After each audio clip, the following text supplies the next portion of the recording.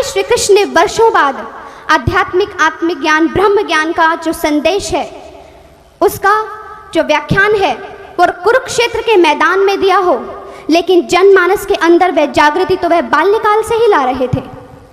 जो गोपियों के अंदर जागृति लाई तो वो कहाँ से आई?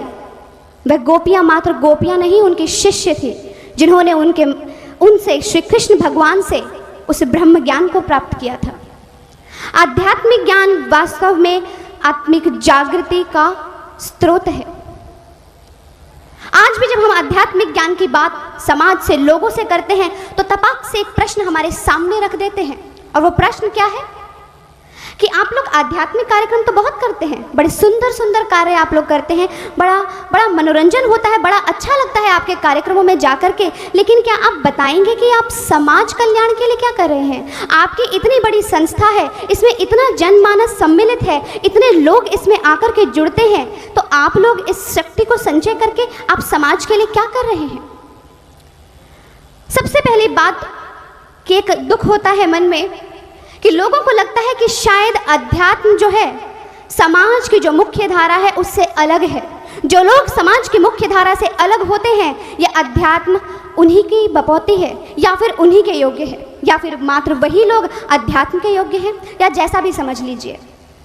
लेकिन यहाँ पर इस मंच से हम आपको ये समझा देना चाहते हैं कि आध्यात्मिक ज्ञान समाज से अलग नहीं है, और समाज कभी अध्यात्म से अलग होकर के जीवित रह ही नहीं सकता।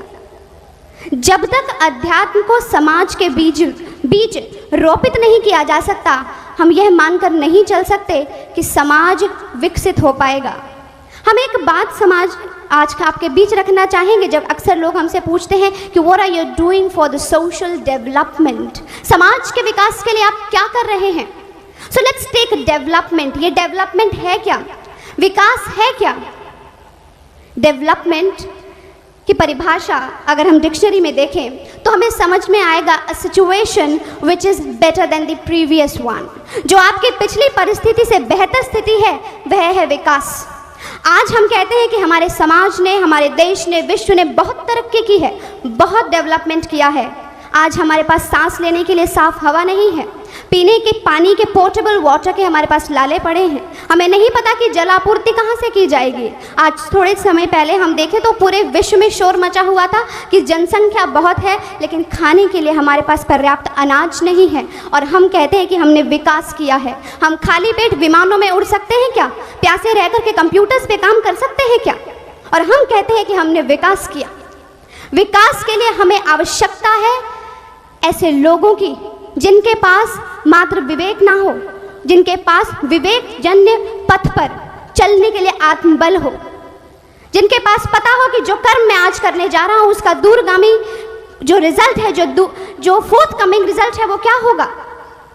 लेकिन आज हमारे समाज में अनेकों वैज्ञानिक हैं जिन्होंने एटम बम और न्यूक्लियर बम्स तो बना दिए, लेकिन उन्हें नहीं पता कि यदि ये कहीं फट गया तो वहाँ के लोगों को बचाया कैसे जाएगा, या वो नहीं जानते थे जिस समय इसका निर्माण कर रहे थे कि इसका क्या क्या गलत इस्तेमाल हो सकता है।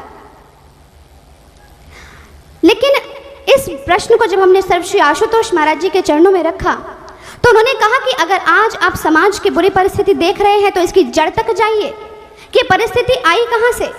विश्व की बात छोड़ते हैं, आइए हम पहले अपने देश की बात करते हैं, भारत की। मुझे याद आता है फरवरी 2 1830 ब्रिटिश पार्लियामेंट, जहां पर लॉर्ड मैकॉले, जिनको इंडिया के अंदर भारत में आकर के यह शोध करने के लिए कहा गया कि ज़रा बताइए कि अंग्रेज शासन जो पूरे कई देशों में अपना राज्य जमा करके यहाँ पर आया है वो भारत में राज्य क्यों नहीं कर पा रहा, यहाँ के लोगों की मानसिकता को परिवर्तित क्यों नहीं कर पा रहा। जब लॉर्ड मैकॉले और मैक्स मूलर ने ये शोध किया तो उस शोध के बाद लॉर्ड मैकॉले ब्रिटिश पार्लियामेंट में क्या कहते हैं? वो कहते हैं भारत के बारे में कि I have travelled the length and breadth of this country and have not seen a single person who is a beggar, who is a thief, people of such high calibre, such prosperity. We will never be able to conquer this country until and unless we break the very backbone of this country, and that is its spiritual and cultural heritage. Alienate Indian people from their culture, and once they would understand that all what is English is superior and they themselves are inferior, they would lose their self-esteem and become what we want them to become, a truly dominated nation. Lord Macaulay ने कहा कि अगर आप भारत पे राज्य करना चाहते हैं तो आप यहाँ के जनमानस को, खासकर यहाँ के युवा वर्ग को अध्यात्म से दूर कर दीजिए और हर प्रकार की सामाजिक समस्याएं अपने आप खड़ी हो जाएंगी, आपको कुछ करने की जरूरत नहीं है। लेकिन अगर जड़ ये है कि समाज में जो समस्याएं पनपी हैं वो अध्यात्म के जाने से पनपी हैं, अध्यात्म के लय होने से पनपी हैं, तो उसका समाधान भी यही है कि जो चीज़ हट गई है उसे दोबारा ले आइए और जो चीज़ पनपी है वो स्वतः ही हट जाएगी। इसी प्रकार आज सर्वश्री आशुतोष महाराज जी अध्यात्म के माध्यम से प्रत्येक मनुष्य को एक सामाजिक कार्यकर्ता बना रहे हैं। वो कोई विशेष व्यक्ति को चुनकर नहीं निकालते कि देखिए आप उठिए, आपने समाज का कार्य करना है। आज सर्वश्री आशुतोष महाराज जी का प्रत्येक शिष्य, चाहे वो एक छोटा सा बच्चा हो अथवा वह वृद्ध हो, आप उन्हें निस्वार्थ रूप से सामाजिक कार्य में संलग्न देखेंगे। हमें समझना होगा कि what is peace, what is development. Peace is not merely absence of war. युद्ध का ना होना ही शांति नहीं है, पर शांति होने के लिए कुछ कार्य करने पड़ेंगे हमें।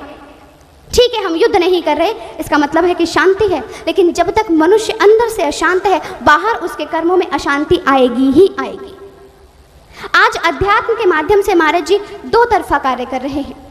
प्रथम, हम ये समझें कि जब समाज की जो बात हुई, हम कहते हैं कि बहुत कुछ गलत देखने को मिल रहा है। आज कन्या भ्रूण हत्या है, sex selective abortions, female foeticide से हम लोग कह रहे हैं कि हमारी पूरी डेमोग्राफी बिगड़ चुकी है, हिला हुआ है समाज। आज हरियाणा, पंजाब जैसे क्षेत्रों में अपने बेटों की शादी करने के लिए लोगों को लड़कियां नहीं मिल रही, तो वो जाते हैं दूरगामी केरल जैसे क्षेत्रों में, वेस्ट बंगाल, झारखंड, और वहाँ से महिलाओं को खरीदा जाता है ताकि उनके बेटों की शादी हो सके। पूरी समाज एक, हमने कहा श्री कृष्ण ने 16,000 रानियों को जो सम्मान दिया, समाज के भीतर जो गलत चीज़ फैल सकती थी उसको दूर करने के लिए। और आज हम अपनी कन्याओं को मार देते हैं। हमें नहीं पता कि हम समाज के संग कितना बड़ा खिलवाड़ कर रहे हैं, अपने परिवार के संग कितना बड़ा खिलवाड़ कर रहे हैं। और इस पर जब महाराज श्री से बात हुई तो महाराज श्री ने कहा, we need the mindset changes. Until we bring about the mindset changes in the message, we will not be able to eliminate this evil by only policies. हमारे सामने है सीडो जैसे कन्वेंशन, नेशनल पॉलिसीज़ और women हमारे millennium goals में लागू कर दिए गए हैं कि महिला सशक्तिकरण किया जाए, लेकिन इतनी सारी नीतियां, कन्वेंशन, सेमिनार्स होने के बाद भी, पीएनडीटी जैसे एक्ट होने के बाद भी कन्या भ्रूण हत्या हो रही है। क्यों? क्योंकि हमने कानून तो बना दिए, लेकिन ये मन, जो इंसान का दिमाग है, इस कानून के बीच से भी बचने का रास्ता निकाल लेता है। इसके लिए तो फेमस है ह्यूमन माइंड। लेकिन हमें इंसान के अंदर एक माइंडसेट चेंजेस लाने पड़ेंगे। यही कार्यक्रम को लेकर के जब हम कुआलालंपुर दिव्य ज्योति जागृति संस्थान को मलेशिया में इनवाइट किया गया, जहाँ पर सर्वश्री आशुतोष महाराज जी के शिष्यों ने वहाँ पर उनका अपने देश का, इंडिया का, भारत का और दिव्य ज्योति जागृति संस्थान का प्रतिनिधित्व किया, तो वहाँ बहुत सारी बातें सामने आई, लेकिन जो सहर्ष स्वीकारी गई, जो सब लोगों ने पुरजोर एक स्वर में स्वीकारा, वो यही था कि दिव्य ज्योति जागृति संस्थान ने जिस सत्य को प्रतिपादित किया है कि यदि मनुष्य के मन को परिवर्तित कर दिया जाए तो ये समस्या समाज से अपने आप समाप्त हो जाएगी। आज अगर हम कहें कि हमें अच्छे लोग चाहिए, अगर आज हम कहते हैं कि हमें समाज में ऐसे लोग चाहिए जो अपराध न करें, तो हमें उन लोगों का निर्माण करना होगा।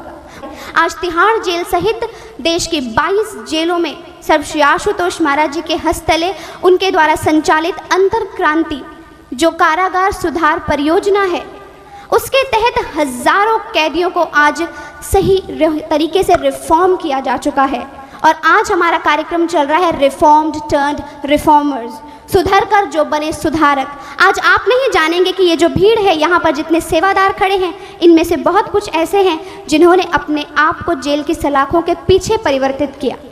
जो व्यक्ति जेल की सलाखों के पीछे ये कहा करते थे कि हमें बाहर निकलने दीजिए, हम बदला लेंगे, आज आप कभी इनसे बीच में जाकर के बात कीजिए, वो आपको सत्संग सुनाएंगे, वो आपको श्लोक सुनाएंगे, वो आपसे आध्यात्म की चर्चा कहेंगे। क्या ये समाज सेवा नहीं है? क्या यह परिवर्तन नहीं है? क्या यह विकास नहीं है? क्या यह परिस्थिति में बदलाव नहीं है? आज कहा जाता है कि हर विकास के कार्य में युवाओं को इन्वॉल्व कीजिए, पॉलिसीज बनाई जा रही हैं, तरीके निकाले जा रहे हैं कि किस तरीके से यूथ इन्वॉल्व हो। और आज सर्व श्री आशुतोष महाराज जी ने अध्यात्म के माध्यम से युवाओं के बीच में ऐसी जागृति लाई कि बस एक आवाज़ देने की देर होती है और हमें गिनना पड़ता है कि कितने युवा आए हैं, कितने। आज आपने कल और परसों आपने देखा होगा कि इस मंच से जिन लोगों ने भी अपने वक्तव्य दिए अथवा नृत्य के माध्यम से आप तक प्रस्तुतियां पहुंचाई, क्या वे वृद्ध थे? क्या उनके बाल सफ़ेद थे? क्या वो अधेड़ थे?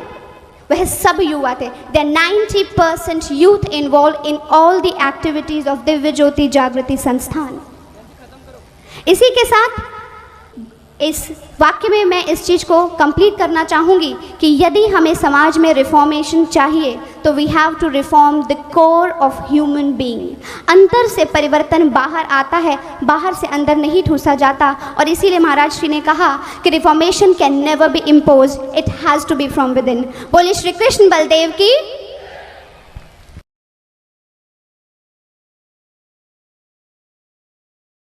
और अगली प्रस्तुति के बारे में हम आपको बताना चाहेंगे।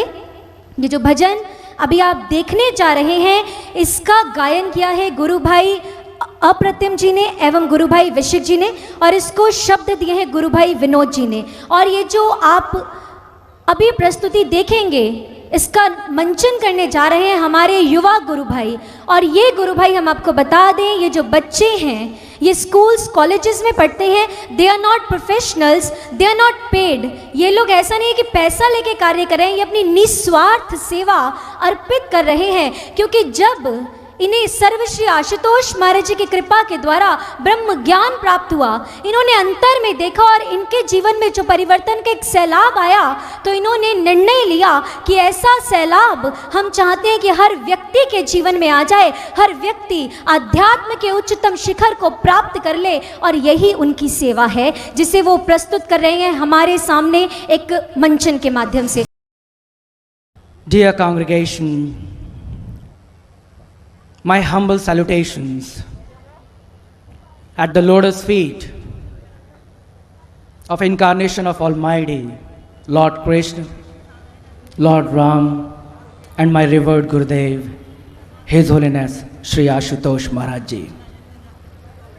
One time, a very renowned doctor cum scholar asked Maharaj Ji that, Maharaj Ji, I am a devotee of Lord Shiv. And I have read somewhere that Ardhanareshwar Roop, the Ardhanareshwar embodiment of Lord Shiv and Ma Shakti, can be correlated in some way or the other with our human brain. Well, Maharaj Ji said, how? He said, Maharaj Ji, our human brain can be very basically divided into two parts, right brain and left brain. One is very logical, another brain is very emotional. There is a balance. That renowned doctor said, well, it's an old theory. There are many myths and facts, but I personally believe that, Maharaj Ji, this right brain and left brain is basically Lord Shiv and Ma Shakti. Ardhanareshwar, half Lord Shiv, half Ma Shakti. Maharaj Ji smiled and said, well, it was a good correlation, but something is missing. His Holiness Shri Ashutosh Maharaj Ji said, Shiv Shakti, it is the combination of creator and creation. His Holiness Shri Ashutosh Maharaj Ji said, this human brain is the blueprint of entire cosmos. And he said, as is the entire creation, the entire universe, so is the human brain. Entire knowledge, is here. Therefore, we cannot divide this human brain into Lord Shiv and Ma Shakti. Rather, this human brain is Ma Shakti. Then, where is the location of the other half, Lord Shiv? His Holiness Shri Ashutosh Maharaj said, the theory of half brain, right and left, this is not Ardhanarishwar. He said, there is always a center point, a pivotal point around any creation. He began with one example. Suppose we consider atom. Atom has a central nucleus and electrons revolve around it. Center, atom, standpoint. Similarly, Earth has a center and Earth rotates around it. Similarly, solar system has a center, sun, and all 8, 9 planets rotate around it. Similarly, this cosmos must have a center. An entire cosmos, entire creation is rotating, is revolving, or is existing around it. Therefore, this entire cosmos is creation, Ma Shakti. But Lord Shiv, the standpoint is eternal. The platform, the fundamental, the core being. That is what in the language of Sanskrit we say Hiranyagarbha, the cosmic mind. And further Maharaj said that if you want to know the truth behind this, then you can experience this entire cosmos, this entire energy and its source within this human body. Doctor, very much surprised and thrilled and curious, asked Maharajji, how? How is it possible that we can experience entire cosmos, all possible laws of nature within our human body? He said, human brain is Ma Shakti, and the center of the human brain, there exists divine eye. That is the gateway to Lord Shiv. This is the reason why Lord Shiv puts here divine eye, Trinetradhari. Now, doctor said, Maharajji, I have gone through many research works, many books of Western philosophers, of modern scientists, and they correlate this divine eye with pineal gland. Especially Lomsam Rampa says that pineal gland is divine eye. Maharajji again smiled. He said, Pineal gland is divine eye. This is what people say. But Maharajji said they say it wrong. Pineal gland is not divine eye. Rather, inside pineal gland exists divine eye, the gateway to Lord Shiv. Maharajji explained, he said, pineal gland is gross, is physical, whereas divine eye is spiritual, metaphysical, the gateway to infinite. Pineal gland is a part of body, whereas divine eye is beyond body, mind and intellect. Moreover, Maharajji said that pineal gland has a size, has a dimension, has a length, breadth and volume, whereas divine eye, the way to connect to Almighty Lord Shiv, is beyond all these, is beyond worldly dimensions and measurements. And moreover, Maharajji said, well, if somebody says human body is God and eternal, he is wrong. But if that person says within human body dwells eternal Lord, he is right. Similarly, pineal gland is divine eye, wrong. Within pineal gland exists divine eye. Right. Further, Maji said, you are doctor, isn't it? He said, yes, Maharaji. It means you can bisect, trisect, and operate human brain. Yes, no? He said, yes, Maharaji. I operate human brain. Then Maharaji said, that means you can cut divine eye, you can cut pineal gland, you can cut pineal gland, you can operate pineal gland. He said, yes, I can, because it is a part of human brain. Then Maharaji said, if you can cut pineal gland, does that mean that you can cut divine eye? Does that mean that you know the dimensions of divine eye? Does that mean that you can play God and you can connect yourself or anybody to Almighty? Well, renowned doctor got the point. He said, yes, Maharaji, you are right. Pineal gland is gross, and within that exists divine eye. And then His Holiness Shri Ashutosh Maharaj said, this divine eye is present here between the two eyebrows. Within the pineal gland exists divine eye, and that cannot be awakened by normal human being. Because Maharaji said that modern research says that every night, for every human being, pineal gland activates for 10 minutes. That doesn't mean that divine eye opens for 10 minutes in night for every human being and closes. He gave the reference of Lord Krishna to Arjuna. He said, Lord Krishna said, rather he awakened divine eye of Arjuna. Divyam dadamite chakshupashchama yogmeshwaram. He said, now I bestow you, I give you, I awaken the divine eye, the gateway to Supreme, to Lordship, to the substratum of everything.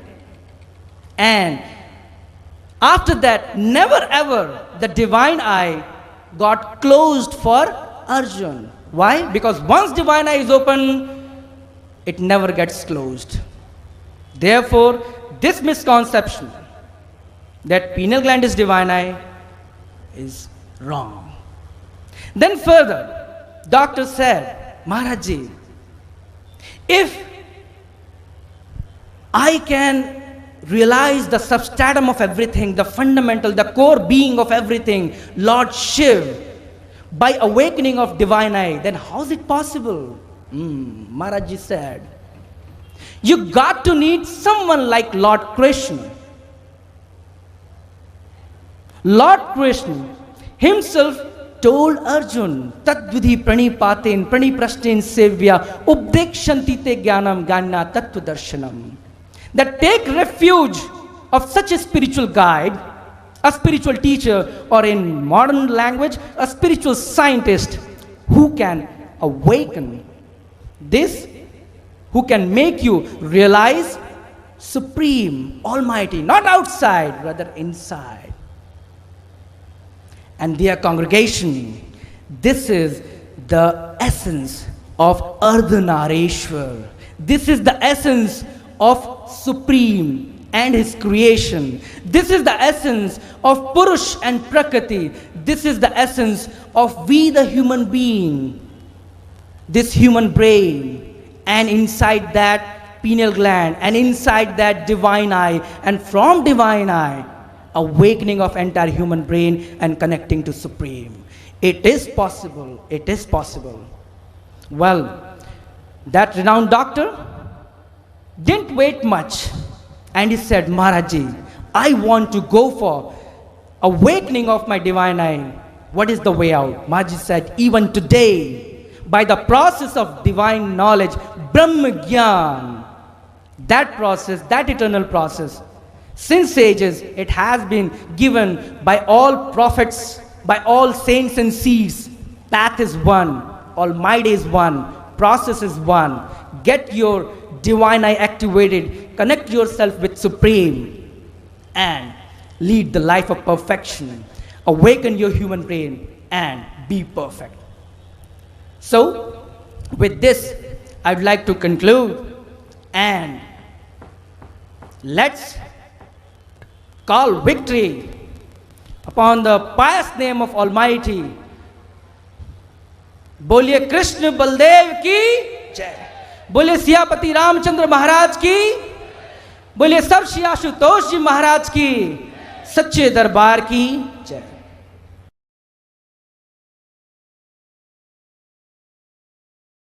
और आइए अब हम आनंद उठाते हैं अगले नृत्य का। इस भजन को नृत्य के माध्यम से हमारे समक्ष लेके आ रहे हैं गुरु भाई मानिक एवं गोल्डी जी। इसमें स्वर दिया है गुरु भाई स्वामी गगनानंद जी ने।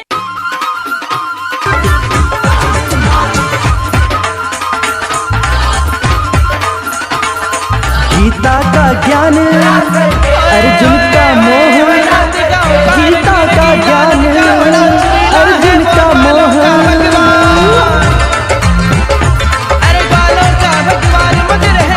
गीता का ज्ञान अर्जुन का मोह, गीता का ज्ञान अर्जुन का मोह, तू सबकी लाज बचाता है,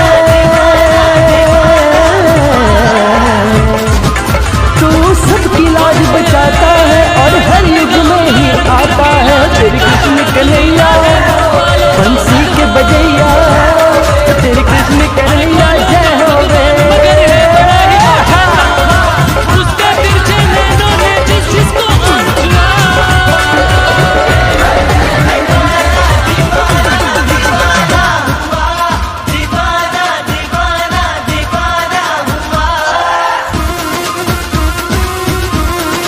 तो बोलिए भगवान श्री कृष्ण की जय, सदगुरु आशुतोष महाराज जी की जय, सच्चे दरबार जय।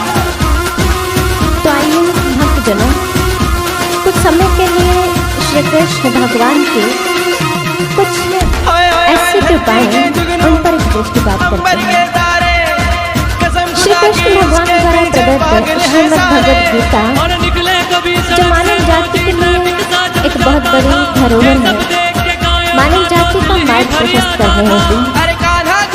और ये कहना मुझे लगता है कि अक्षरशः सत्य होगा कि उनकी कृपा की एक दिव्य झलक जो 5000 वर्ष उपरांत भी आज हमें प्राप्त हो रही है, उनकी कृपा दृष्टि के हम पात्र बन रहे हैं। महर्षि अरविंद इस विषय में बहुत अच्छा कहते हैं। वो कहते हैं कि गीता एक अनंत रत्न का अतुल समुद्र है और इसमें जीवन भर जितने भी आप गोते लगाएंगे आपको अनेक रत्न प्राप्त होते जाएंगे। और अगर आप इस समुद्र की गहराई को, इस तल को समझने का फिर भी प्रयास करेंगे तो ये असंभव होगा। और इतना ही नहीं, वो कहते हैं कि अगर इस गीता रूपी समुद्र से कुछ रत्न हमें जीवन में उपलब्ध हो जाए तो क्या हो सकता है, एक दरिद्र धनी हो जाता है, एक भगवत विरोधी भगवत प्रेमी हो जाता है। सच में श्रीमद् भगवद गीता का एक श्लोक श्री कृष्ण द्वारा प्रदत्त अर्जुन का वो मार्ग प्रशस्त करना एक वचन अपने आप में एक रत्न है।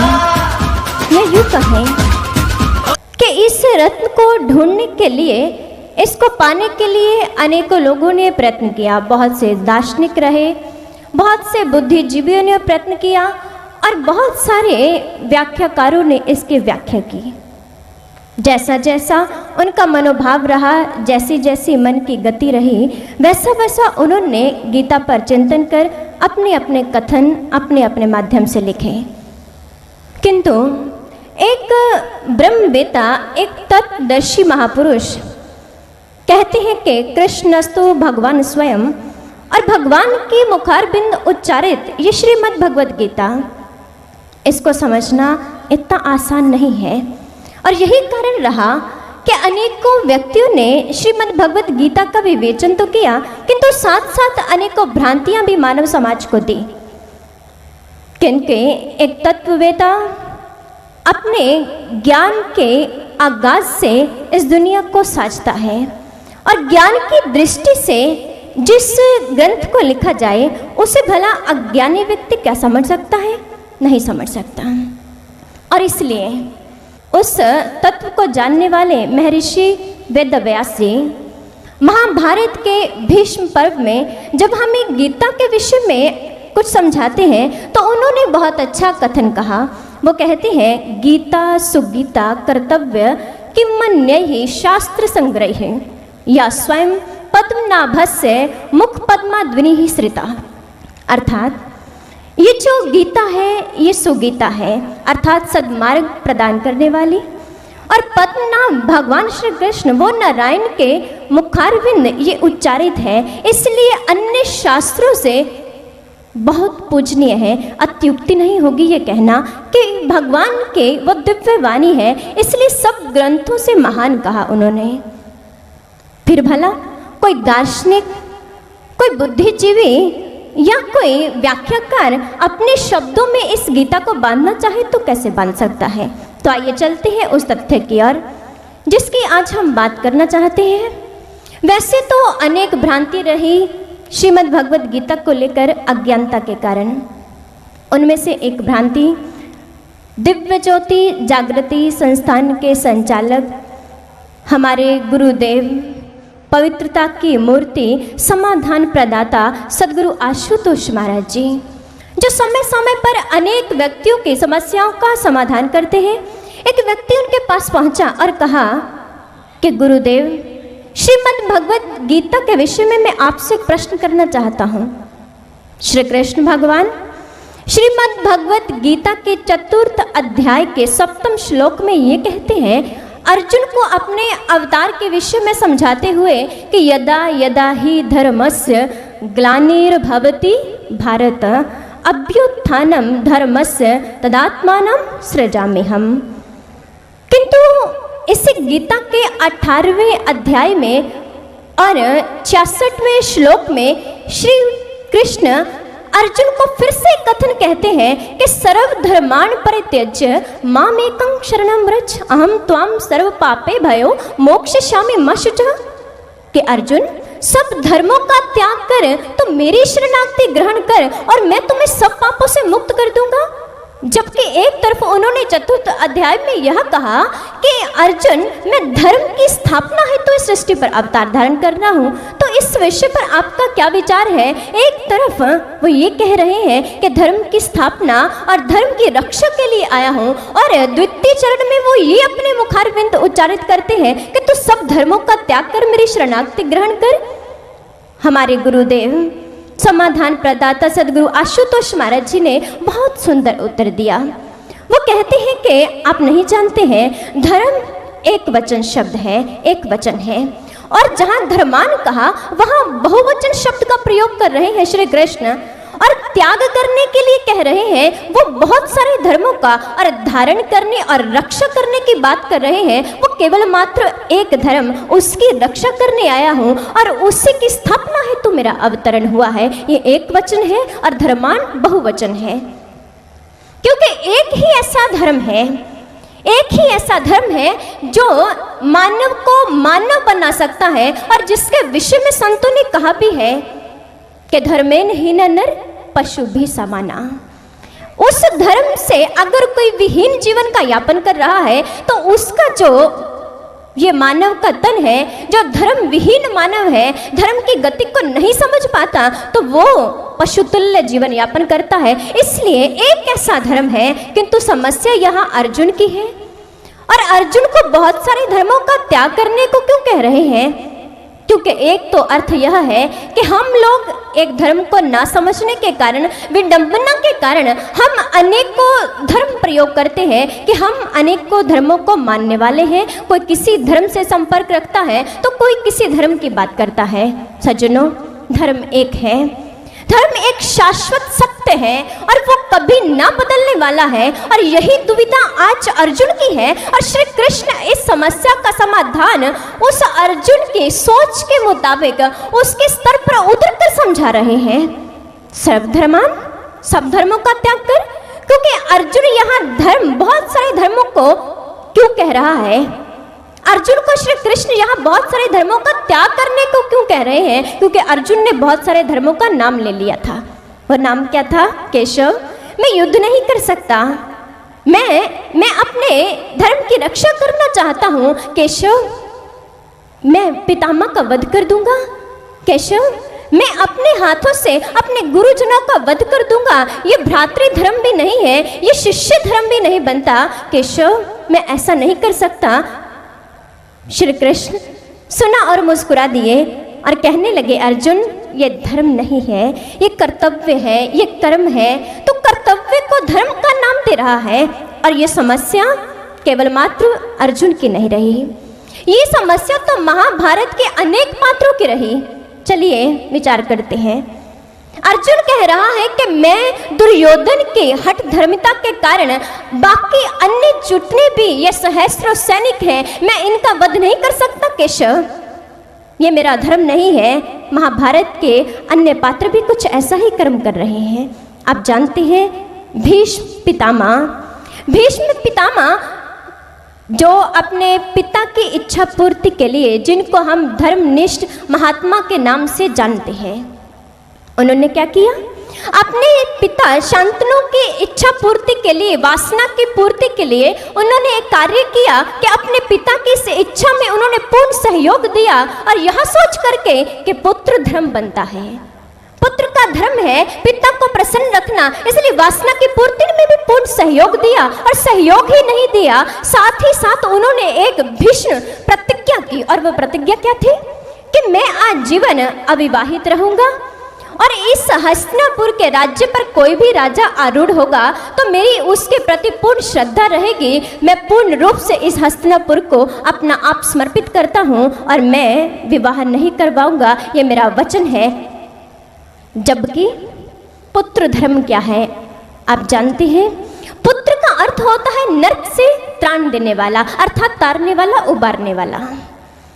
और होना यह चाहिए था कि भीष्म पितामह जहां अपने पुत्र धर्म की बात कर रहे हैं, वहां इस समय अपने पिता को इस कृत्य से बचा भी सकते थे, सहयोगी ना बन करके इस कृत्य से बचाने का प्रयत्न कर सकते थे। और उस कर्म के द्वारा वो हस्तिनापुर को एक बहुत सुंदर और कुशल एक राज्य को संभालने वाला राजा प्रदान कर सकते थे। किंतु उनकी शिक्षा के कारण ऐसा नहीं बन पाया, ऐसा नहीं हो पाया। हालांकि वो राजकुमार थे, वो इनकार कर सकते थे, किंतु उन्होंने सोचा कि पुत्र का धर्म ये होता है, इसलिए ऐसा कर गुजरे।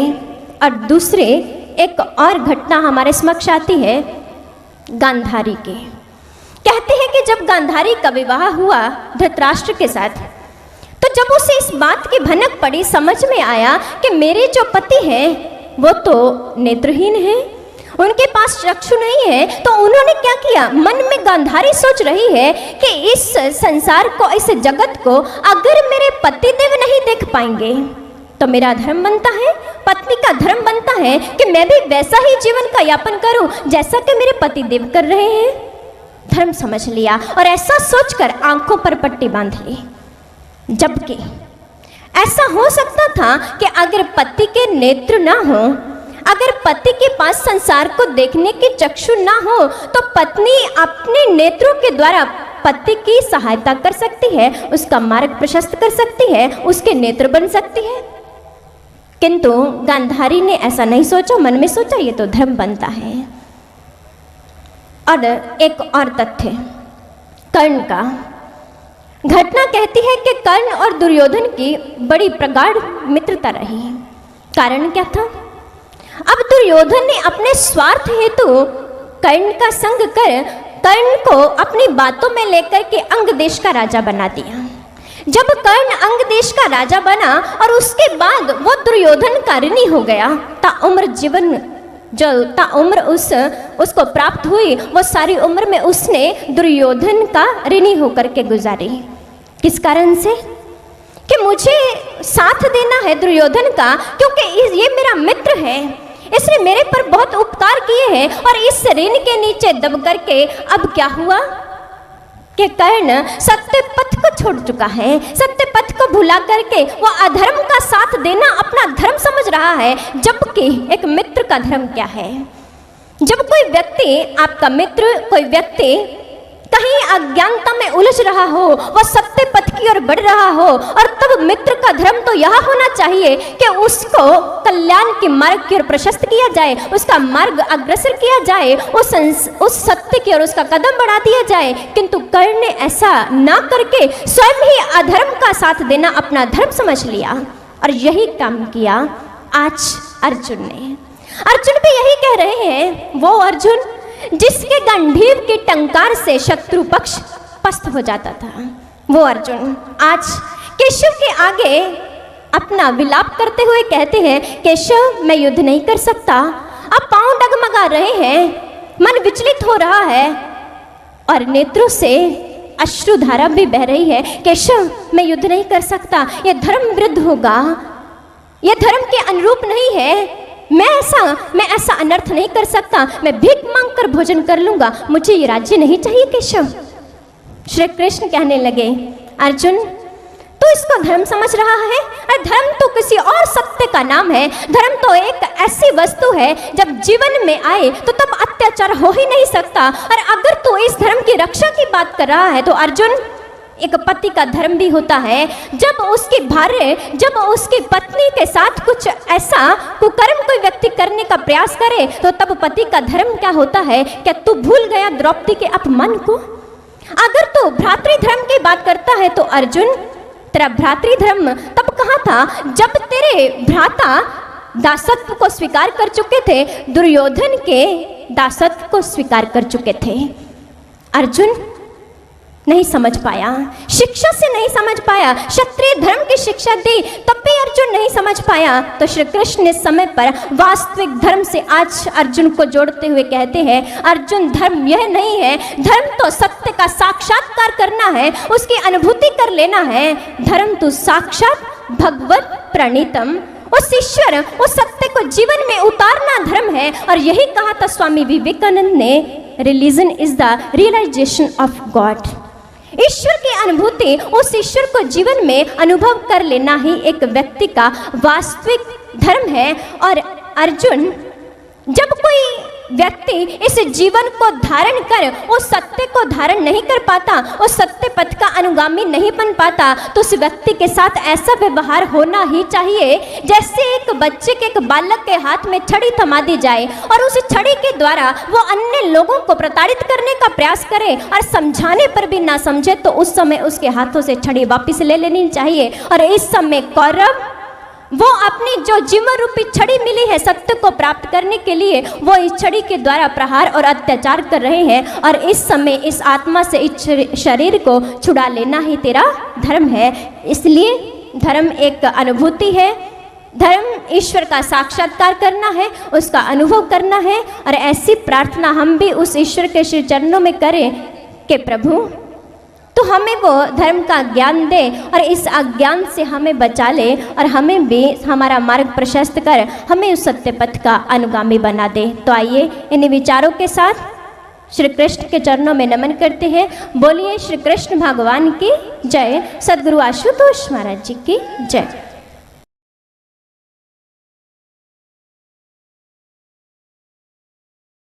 और अभी आपके और इन भक्त कलाकारों के बीच में कुछ और समय ना लेते हुए और विघ्न बाधा न डालते हुए मैं अब अनाउंस करना चाहूँगा, भगवत जिज्ञासुजन, ये क्लासिकल बेस्ड ये भजन है, माधवा केशवा महाज्ञानी योगेश्वर, उस कृष्ण की महिमा है।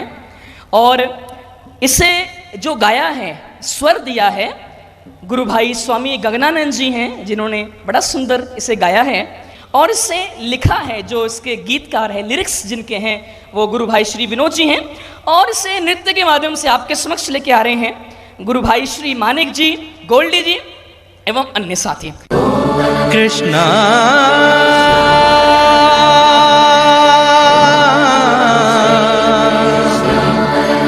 कृष्णा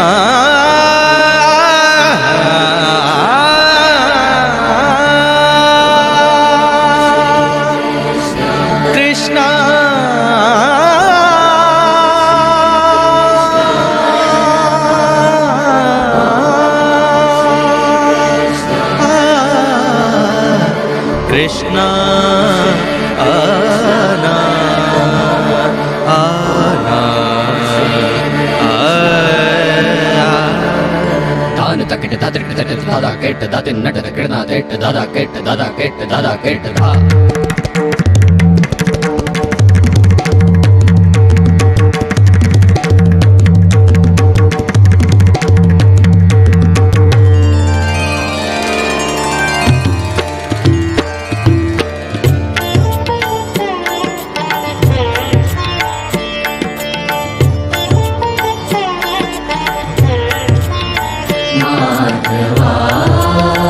केशवा माधवा केशवा माधवा केशवा माधवा महाज्ञानी दयानिधे केशवा माधवा केशवा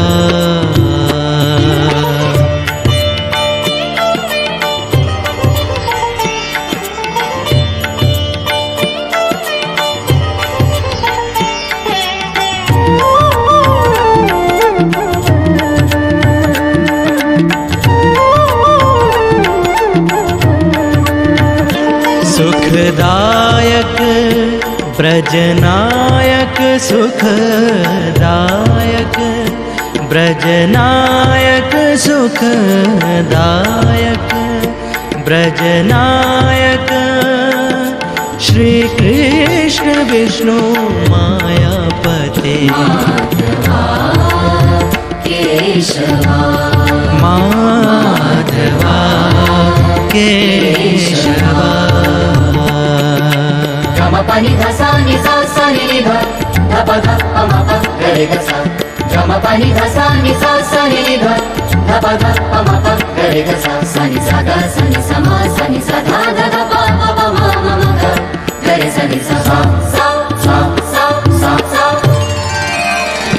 दीजे प्रभु ज्ञान बालक को अपने अपने दीजे प्रभु ज्ञान बालक को अपने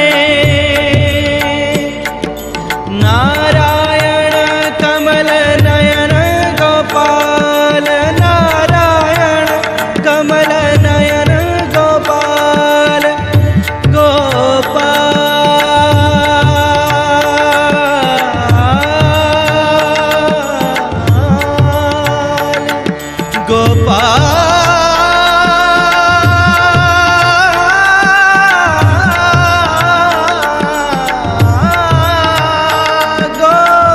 गोपाल नारायण कमल नयन गोपाल नारायण कमल नयन गोपाल श्याम श्याम घन श्याम श्याम श्याम श्याम घन श्याम श्याम श्याम श्याम घन श्याम श्याम हे कृष्ण करुणा निधे माधवा केशवा माधवा केशवा माधवा केशवा माधवा महाज्ञानी दयानिधे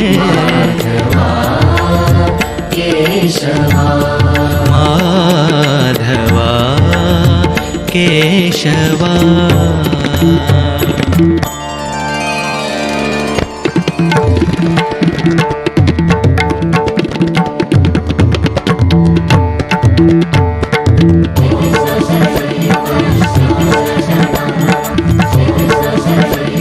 कृष्णा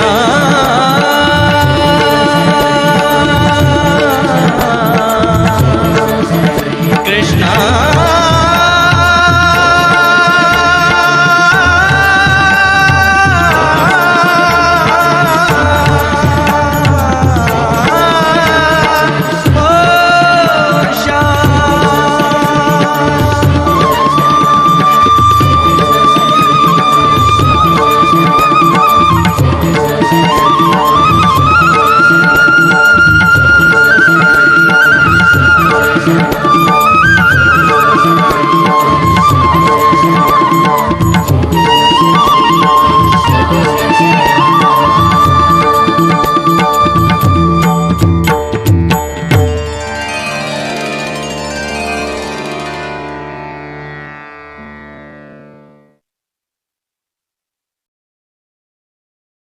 गज बरस रहे काले बदरा इस सुंदर सी प्रस्तुति को लेकर आपके समक्ष उपस्थित हो रहे हैं। इस नृत्य नाटिका का गायन किया है सर्वश्री आशुतोष महाराज जी की ही शिष्या सीमा भारती जी, प्रभा भारती जी, मीनाक्षी भारती जी, तारिणी भारती जी के माध्यम से, और साथ ही साथ गुरु भाई पंकज जी, भारत जी, अप्रतिम जी और मानिक जी ने।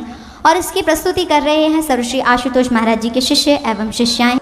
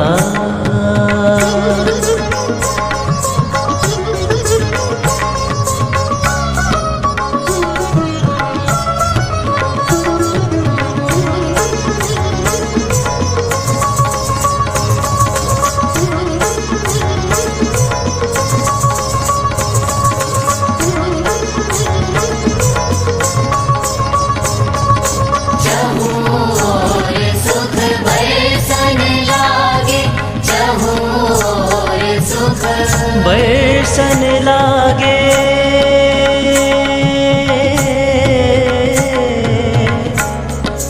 बरसन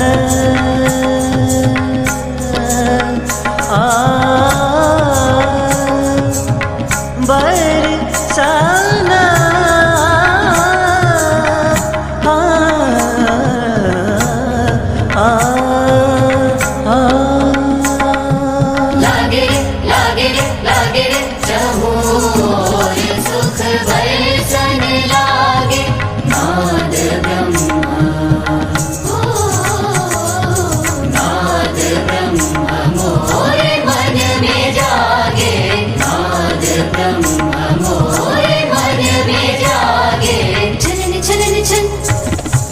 पायल बोले छनन छनन छन पायल बोले पायल बोले मनवा डोले काला काला गाए किया गरज बरस रहे काले बदरा गरज बरस रहे काले बदरा घनन घनन घन गरजे घनन घनन घन गरजे कृष्ण मिलन रुद्र आए काली घटा गिर छाए अति सुख बरसे घनन घनन घन गरजे कोयल कूक सुनाए बन बन कोयल कूक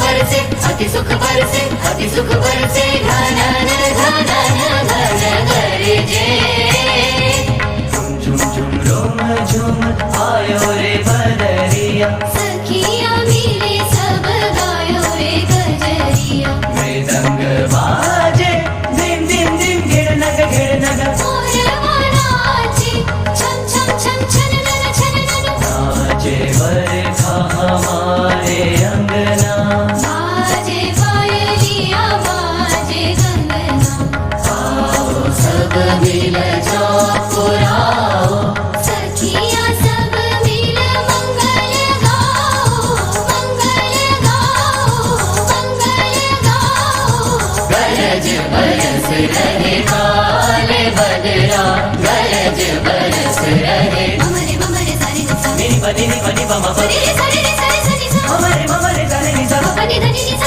अपनी धनी नि सा अपनी धनी नि सा गरज बरस रहे काले बदरा गरज बरस रहे नी नी नी नी नी नी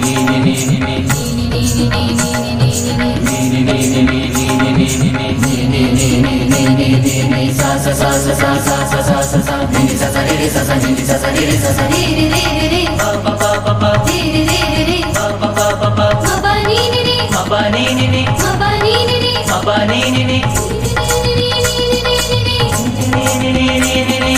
सा सा सा सा सा सा सा सा सा सा नी सा सा रे सा सा नी सा सा रे सा सा रे पा पा गा रे सा रे पा पा गा रे सा नी सा रे सा नी धनी पा अपनी पा गा रे सा नी सा रे सा नी धनी पा अपनी पा गा रे सा नी सा रे सा नी धनी पा अपनी पा गा रे सा गरज बरस रहे काले बदरा गरज बरस रहे धनी बाबा धनी नी सा सा नी सा सा नी सा सा नी सा सा नी नी धनी नी सा सा रे सा रे सा सा नी सा बाबा नी नी धनी नी सा सा नी सा सा गा रे सा नी सा गा रे सा नी सा गा रे सा नी सा गा रे सा नी सा तेरे बाबा मामा पापा नी नी धनी नी सा सा नी सा सा नी सा सा नी सा सा तेरे बाबा मामा पापा नी नी धनी नी सा सा नी सा सा नी सा सा नी सा सा अपनी धनी सा सा अपनी धनी सा सा अपनी धनी सा सा अपनी धनी सा सा अपनी धनी सा सा अपनी धनी सा सा अपनी धनी सा सा अपनी धनी सा सा अपनी धनी सा सा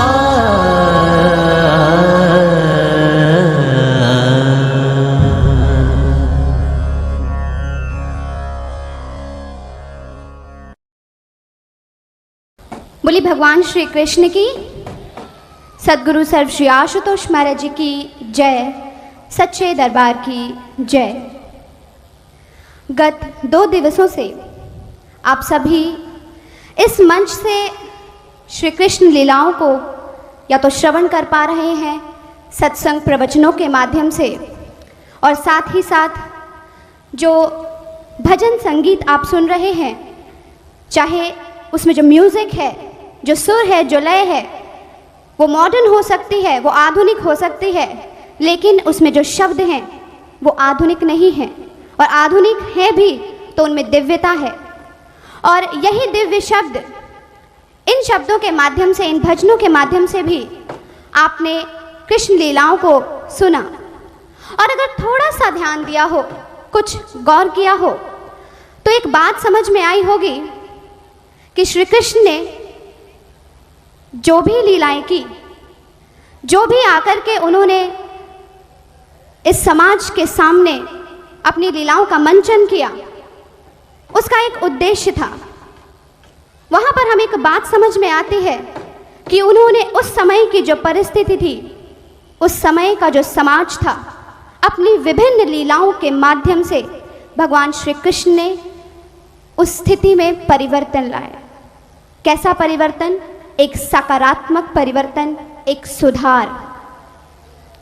चाहे वो कंस के आतंक से भयभीत गोकुल वासियों को उस आतंक से मुक्त करना हो, वही गोपियां जो कंस के आतंक से भयभीत होकर के गोधन गौरस जाकर के कंस के चरणों में निमित्त कराते थे, चाहे उस आतंक के विरुद्ध उन्हें सशक्त करके कंस का अंत करना हो, चाहे कौरवों जैसी दुराचारी शक्तियों का नाश कर समाज में धर्म की स्थापना हो, चाहे वह 16,000 नारियों के सम्मान की रक्षा कर उस समय के समाज को नारी महत्व की शिक्षा देना हो, उनकी हर लीला ने समाज की परिस्थिति में एक सुधार लाया, समाज के अंदर एक क्रांतिकारी परिवर्तन लाकर आए।